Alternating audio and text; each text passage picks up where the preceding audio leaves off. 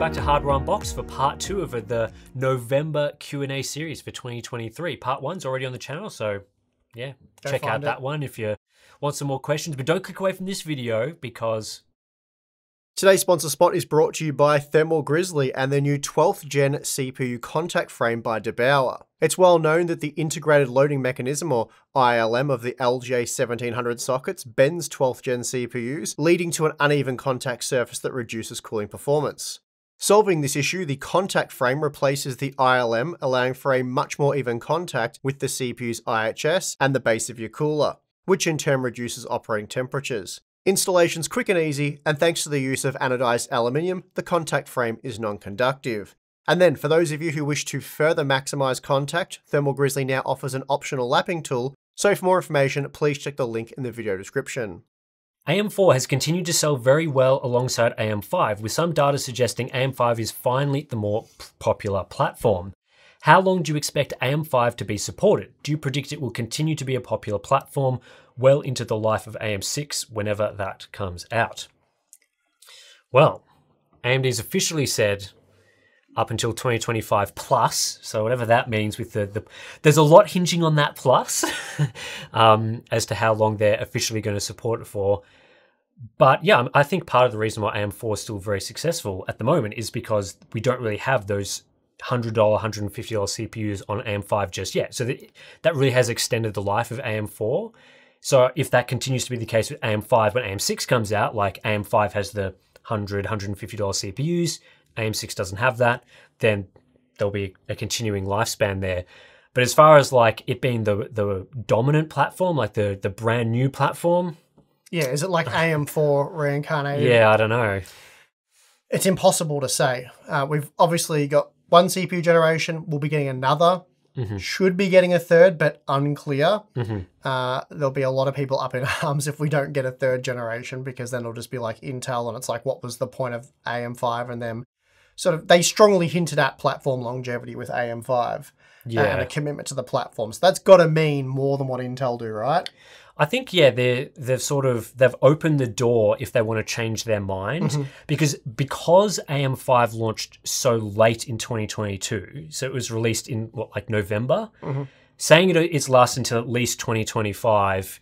They're only really going to be supporting it for guaranteed support for 3 years and a couple of months. The couple of months being the end of 2022, which with current release cycles, you know, is 2 to maybe 3 generations, but certainly they've left it open with that third generation as to whether it is or isn't supported, and they could go either way. Whereas with AM4, you know, that platform was promised in 2017 until 2020, and that was early 2017. So that was 4 full years.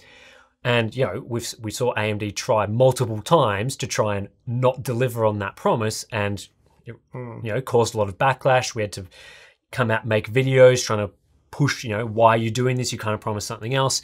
So I am a little concerned there about, you know, that phrasing, the language that they've used around 2025 plus. What does that really mean? Are they trying to avoid and keep it ambiguous with that third generation? Because I totally agree with you. It really, to make that platform worth it and to sort of, again, like, would they have misled people if a third generation isn't supported? I guess pretty sure they used the language platform longevity. Yeah, so it's kind of like it's a technically no, but basically they have sort of situation, right? Yeah, which is what it was last time as well to a degree, yeah. Though we strongly opposed their decision to axe it. Yeah, I mean, they would really be shooting themselves in the foot, which, let's be honest, is kind of an AMD pastime. But it would be the worst decision for them, because they would lose so much trust in the people who have invested in AM5 and just AMD owners, Ryzen users to begin with. And then really one of the biggest advantages to investing in AM5 over LJ1700 right now is the potential that we get like a 5800X 3D AM4 type situation, because it's not really the low, cheap $100 CPUs. Like, that's people who are maybe investing in AM4 or who were investing in AM4. But all the people who are on AM4 that are buying up AM4 CPUs are going, and we're hearing it from people on Twitter and our comment section, are buying 5800X 3Ds. Because you're getting like Ryzen 5 7600, Ryzen 7 7700 performance overall, like generally in there for like $300 upgrade. And it's not just the money. Like, I think people often look past the money with this, or focus too much on the money side of things, which money's important, but the convenience, like having a system for 3 years or whatever it may be, and you just want more performance out of that system, and you can get like 70, 80% more performance by getting a 5800X 3D for $300. It's like a 5-minute install. Maybe you have to flash your BIOS, do that, install the CPU, and it's done. Like your system boots up, for the most part, Windows none the wiser, yet reconfigures for the new processor, but that's very minor. And you're done. Like, there's your upgrade. It's so simple, so easy. You didn't have to pull your whole... Because really, when you change a motherboard, that's a full system rebuild. You're tearing... And I like, some people enjoy doing that. It's fun. That's fine.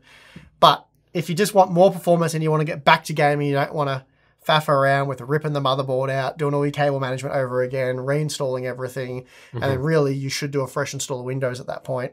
So it's cost-effective and very convenient. And I think the convenience is overlooked. And AM4 has proven anyone who says, well, people don't upgrade every generation, which I agree with, but I don't know why it's always that platform longevity doesn't matter because people don't upgrade every generation. Because AM4 proved that that's not... You could have bought like, you know, a Ryzen 5 2600 and then gone to a 5800X 3D for more than 100% improvement in CPU limited gaming. And that's not a next generation upgrade. So AM4 has proven that you want like minimum of 3, ideally 4 generations on the one socket, because then if you've bought a good quality, well, really any AM5 motherboard for this generation, you'll be able to put a CPU in years to come on it that will offer you 100% more performance, and it's just slot in, good to go.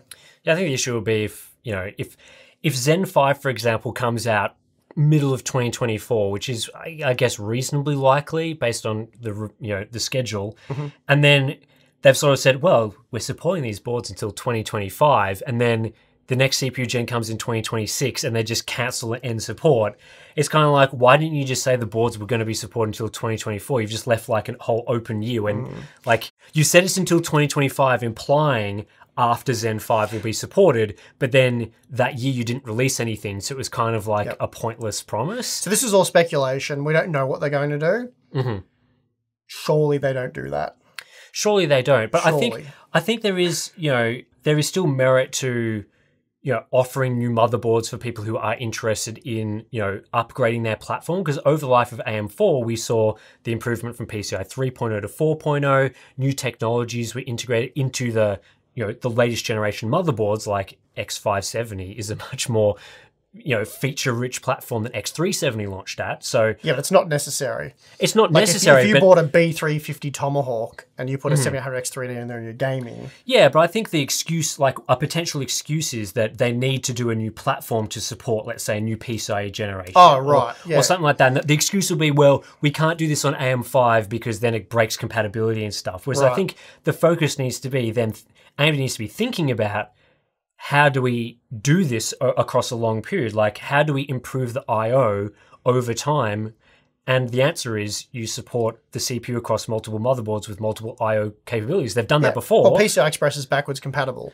Yeah, they've proven that they can do it. DDR's not. So if they go to a new DDR standard, then okay, fine. But yeah, we've seen Intel have DDR4, new platform DDR4, new platform DDR4. Now they're on DDR4, DDR5, but let's say DDR5, and then there'll be a new platform DDR5. And it's like, what are the technical reasons for that? Anyway. I think that's what it comes down to. Technical reasons. We'll have to see how that evaluate that as it comes, and we'll see whether their excuses are justified, or hopefully we don't need any excuses because they will just give the platform support that they hinted at doing. Fingers crossed. Why aren't AM4 motherboards and CPUs getting any cheaper this year?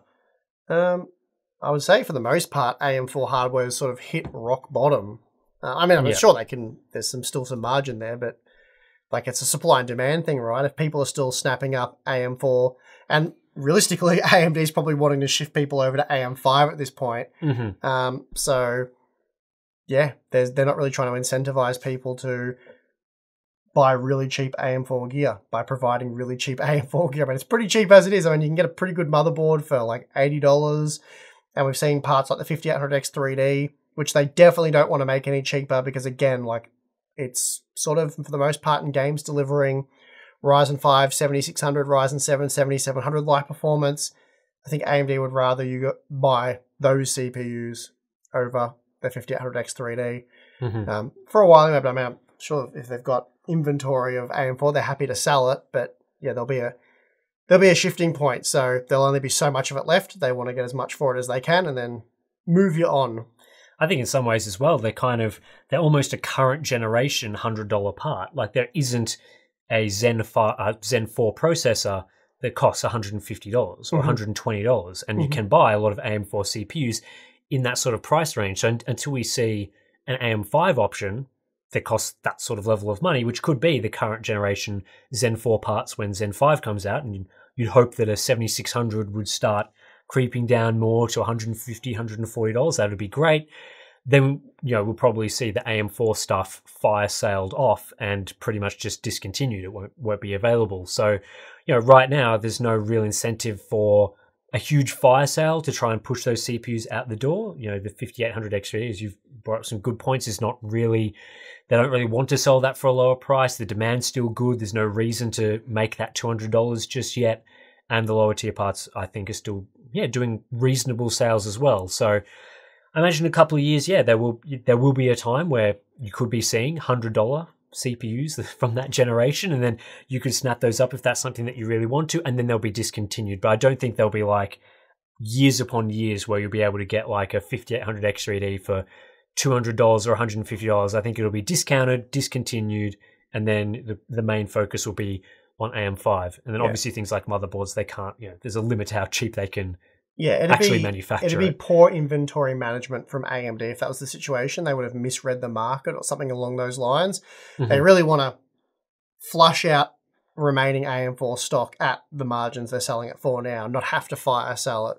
That would be ideal. Whether or not that's going to happen, it depends on how much inventory they have. I imagine they just stop manufacturing, wait until those CPUs just run out, and then that's it. That would be their goal, I would expect. So if they time that well, they won't have to fire sale. But well, 5800X 3D is selling super well. So I imagine there's still, quite a long time until a fire sale would be required. So, All right, Tim, I think this is to do with our podcast from probably 4 weeks ago now, something like that. Make sure you subscribe to the Harbour Unboxed podcast because Tim and I have a lot of fun on that. And we did some GPU ranking, which everyone agreed with, so that was good to see. Oh, we did not get dislikes on that video. 100% like ratio. It was, Very nice. It was as you'd expect. How expensive does an RTX 4090 need to be in order to fall from your number one GPU spot?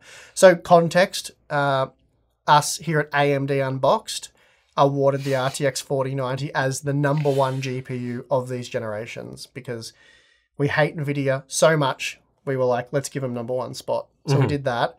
So that's the full but we gave the 4090 top spot because it's the top card. There were various reasons for why. Tim and I went, I guess watch the podcast if you're interested, because Tim and I had a lot of back and forth, a lot of discussion.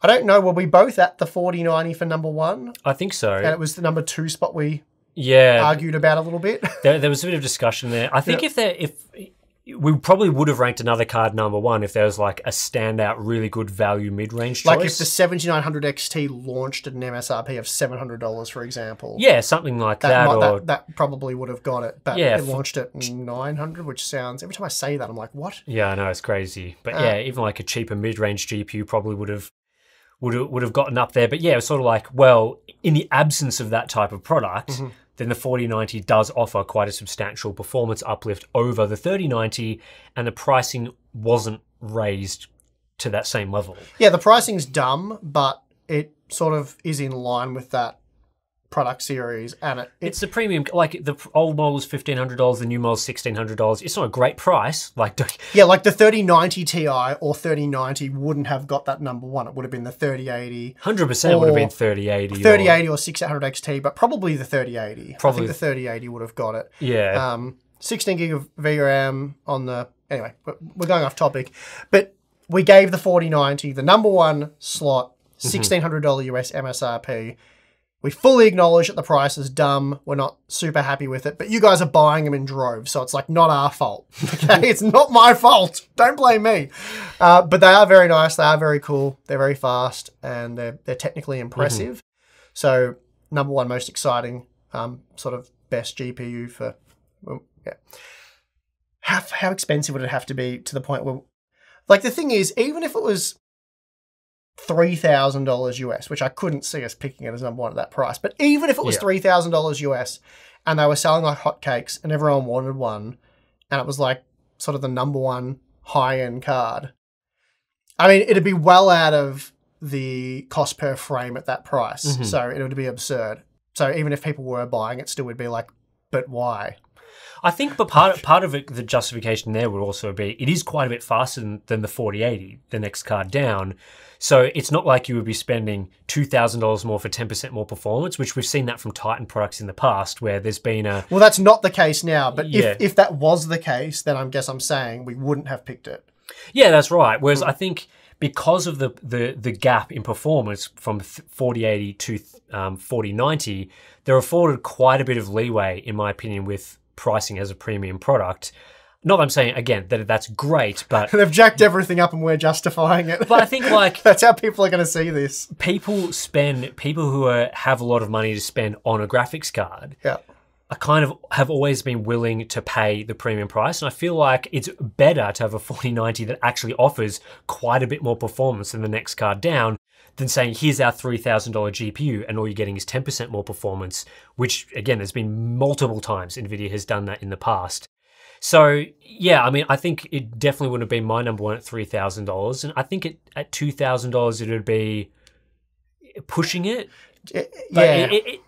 I guess it's hard for me to say, like, it wouldn't be a really good product because also we sort of have to factor in that high roller sort of premium product positioning. What can they really charge for that card? And typically the answer is they can actually charge quite a bit of money and people will still buy it. Yeah, I mean, like, we're not justifying anything by picking these cards. We've accepted the reality of the situation is what it boils down to. Would we like a 4090 to be cheaper? Yeah. Did we advocate for that? Yeah, we did. But that's not the reality. It's selling very well at the $1,600 MSRP and cards that are priced well above that.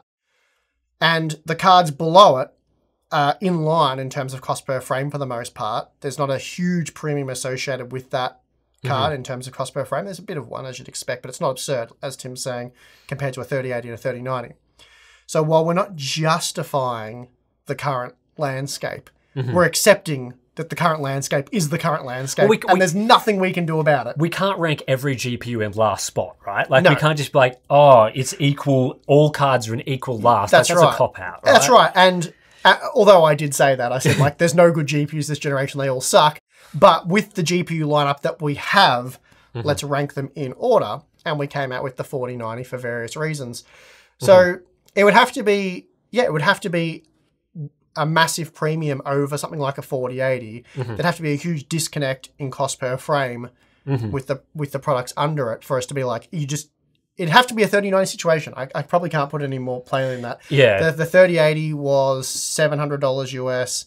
The 3090 was $1,500 US. It was more than twice the price for what was like 10% performance. Absurd. So it wouldn't even need to be that extreme, but more along those lines, then we would just be like, the 4090 is a really dumb product. It's for people with just so much money they don't care. It's like 10%, what does that cost? 300%, cool, done. Yeah. Just do it. Don't care. So, yeah, I guess that would reevaluate our rankings. But yeah, for now, I think $1,600, it is what it is for the 4090. Have you ever found proof that higher resolution needs more CPU power in games? Why do game requirements keep asking for higher end CPUs as the resolution goes up? That could just be because at the higher resolutions, they're asking for higher end GPUs, and therefore it's like, well, you might as well. It's more of a pairing thing, right? If you're gonna, so maybe I can't really speak to the system requirements thing so much because they're all over the place half the time, and it could also mean higher visual quality settings as well. That's true. It could mean ray tracing off for the lower end CPUs, ray tracing on for the higher end CPUs, which increases the CPU requirements in some titles. So very good point. That would make sense. If it's just resolution, though. Yes, debatable. I was thinking of it more of a just a resolution thing, but that's very valid. There's often a lot of things that can increase CPU load, like draw distance and whatnot. So that can be a thing. It also can increase things like in single-player games, NPC count and all that sort of stuff. So good point, Tim. Have we seen proof of high resolutions increasing CPU load? I mean, we've seen some evidence of it. It's really like testing for the NVIDIA GPU overhead problem, which has been an issue for a long time. People have seen it and observed it, but to actually highlight it and show it, you really have to test a lot of different configurations under a lot of different configurations. So you have to test a lot of CPU and GPUs using a whole heap of different quality settings and a whole heap of different games. It's quite an in-depth investigation. And it would be a similar thing here, really. So it'd be tough to show. It's not significant, I guess, is the point. So we've seen hints of it here and there when we've done CPU and GPU scaling for certain configurations.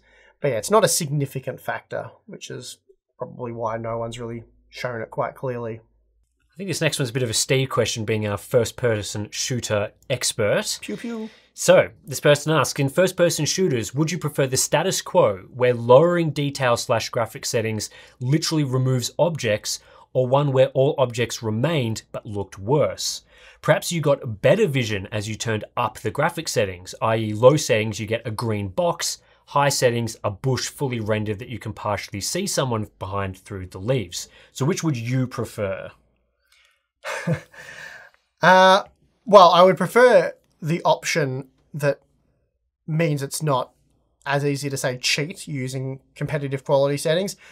Having said that, it's one of these sort of situations where if you care about winning in Battlefield or Call of Duty or Fortnite or maybe Apex Legends, you would be using competitive quality settings anyway, because for the most part, people who want to win those games and do well and get a good KD ratio and all that sort of stuff, they don't care about how good it looks. They're not there for that. They're there to compete and win.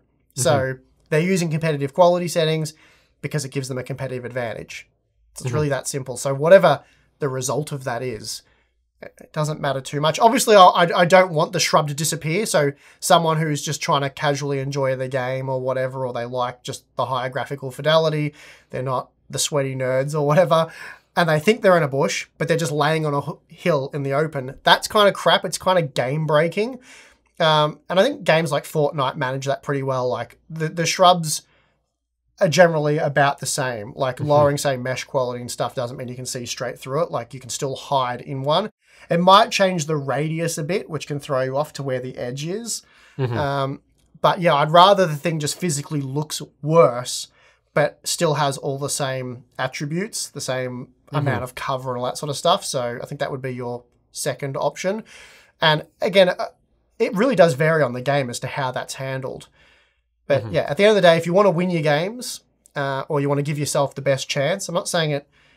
People argue, oh, just using competitive settings doesn't make you better at aiming or better at flick shots or give you a higher game IQ or whatever. I mean, that's just experience and playing a lot. But it certainly improves your ability to play. Like if you're playing against someone of similar skill level and they can see you coming before you can see them coming, or they can see you in cover and you can't see that. Huge difference there, obviously.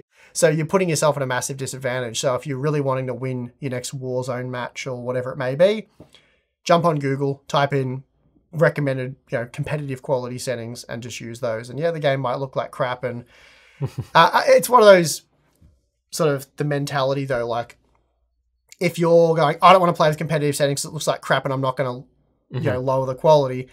It's like, well, how bad do you want to win? Like, what I mean? Like they don't really go, you can't turn on ray tracing in Fortnite and be like, I'm going to win this game, because you're just not going to.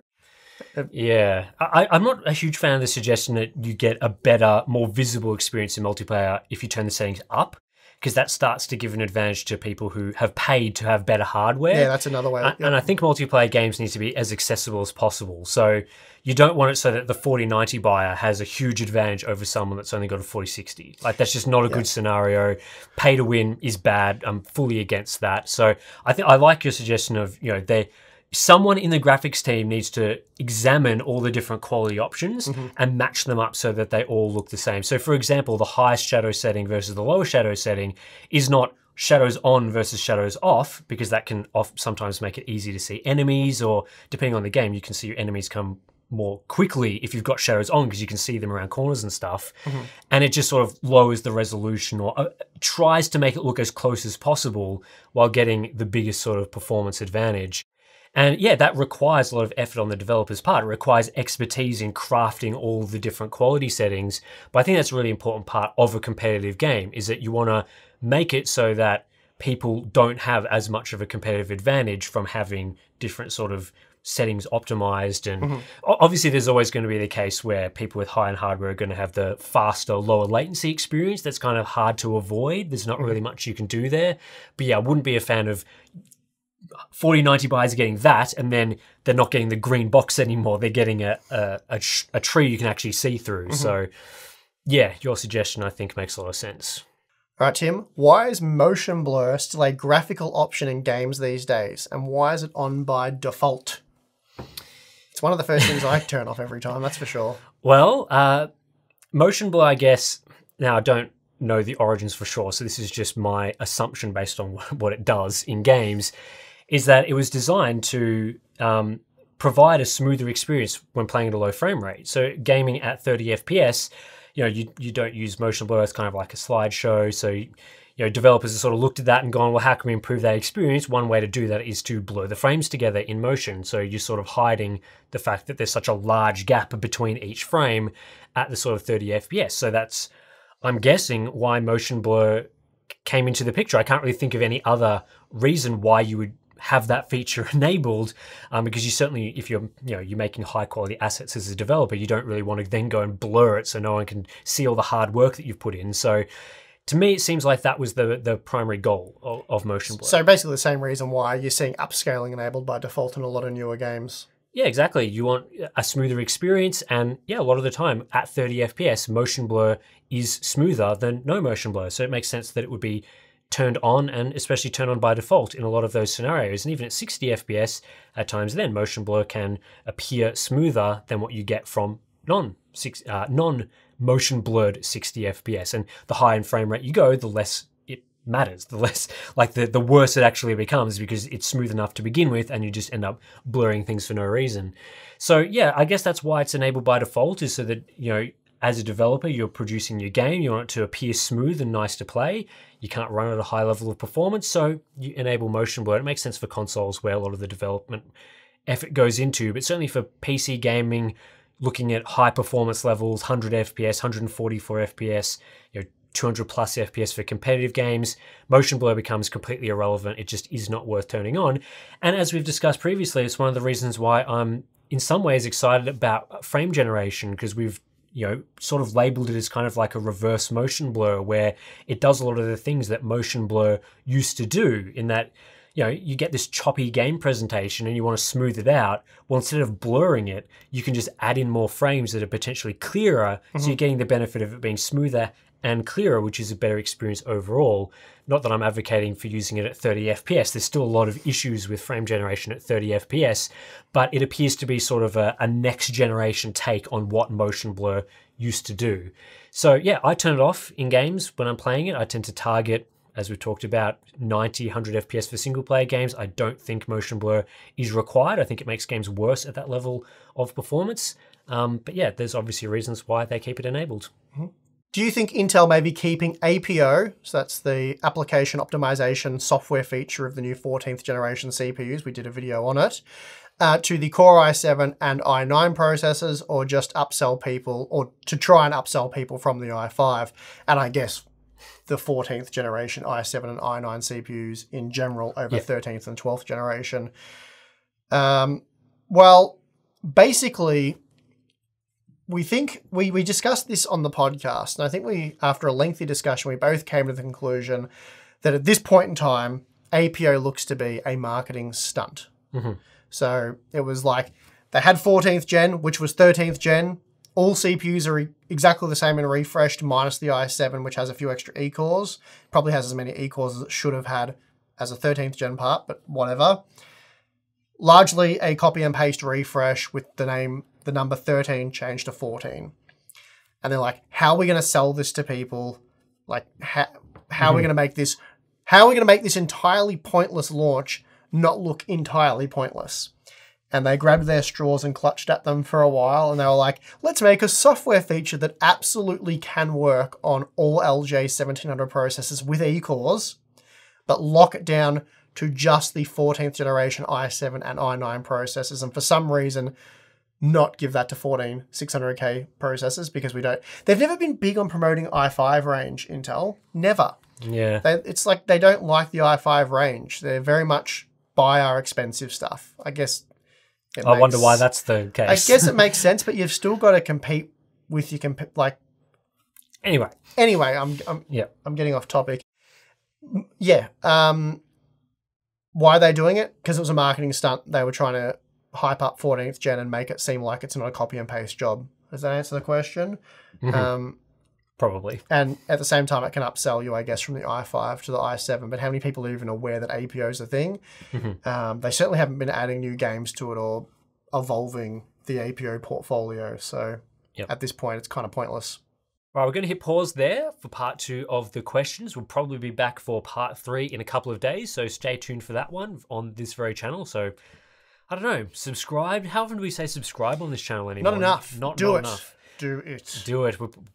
People always say stuff like, oh, the stats show that a certain percentage of people aren't subscribed. I'm just going to lie and say 99% of you are not subscribed.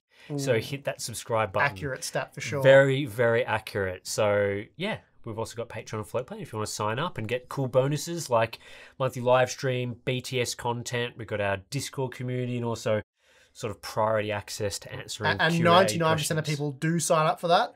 That's true. So don't be part of the 1% that misses out on all the cool stuff we have to offer. It's really surprising how we have 1 million subscribers and also 990,000 Patreon members. It's weird. I did not expect it to work that way. It's pretty crazy that we're the biggest Patreon account of all time. I'm not surprised. Well, true. I guess makes perfect sense. We highly rate our own content, which always sounds good. Anyway, that's it for this one. I'm your host, Tim. I'm your host, Steve. We'll see you in the next one.